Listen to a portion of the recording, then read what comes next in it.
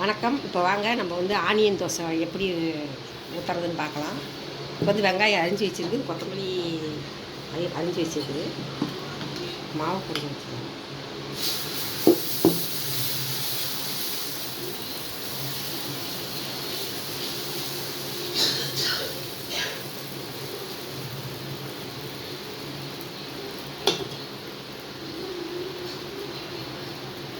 வெங்காயம் போட்டுக்கலாம்.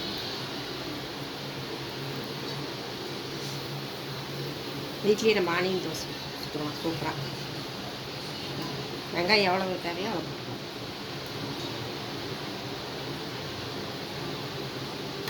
கொத்தமல்லி தூள் போட்டுக்கலாம்.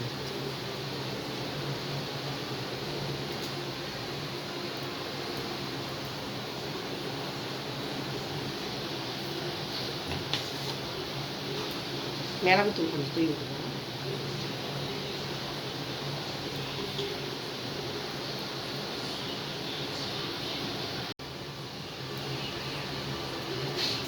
எண்ணெய் ஊற்றிக்கலாம்.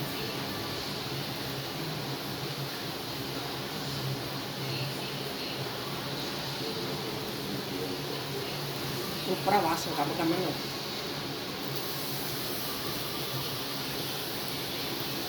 அப்படியே கொஞ்சம் அப்படியே கமிச்சு விட்டிங்கன்னா எல்லாம் மாவோட ஒன்றா இதாகிடும். நல்லாயிருக்கும். வெங்காயம் நல்லா பொடியாக இருந்து இது மாதிரி போட்டிங்கன்னா சூப்பராக இருக்கும். இப்போ தோசை திருப்பி போட்டுக்கலாம்.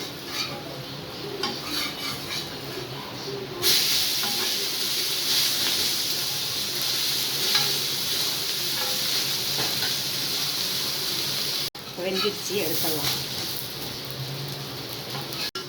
வெந்திரிச்சு தோசை எடுத்துக்கலாம். ஆனியன் தோசை வெங்காயம் அப்படியே சாப்பிட்டா நல்லாயிருக்கும், டேஸ்ட்டாக இருக்கும்.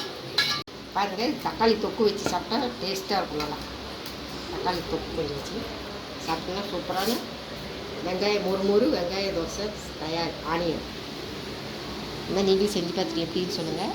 சாப்பிட்டு பார்த்துட்டு எப்படி இருக்குன்னு சொல்லுங்கள். வாங்க சாப்பிட்லாமெல்லாம்.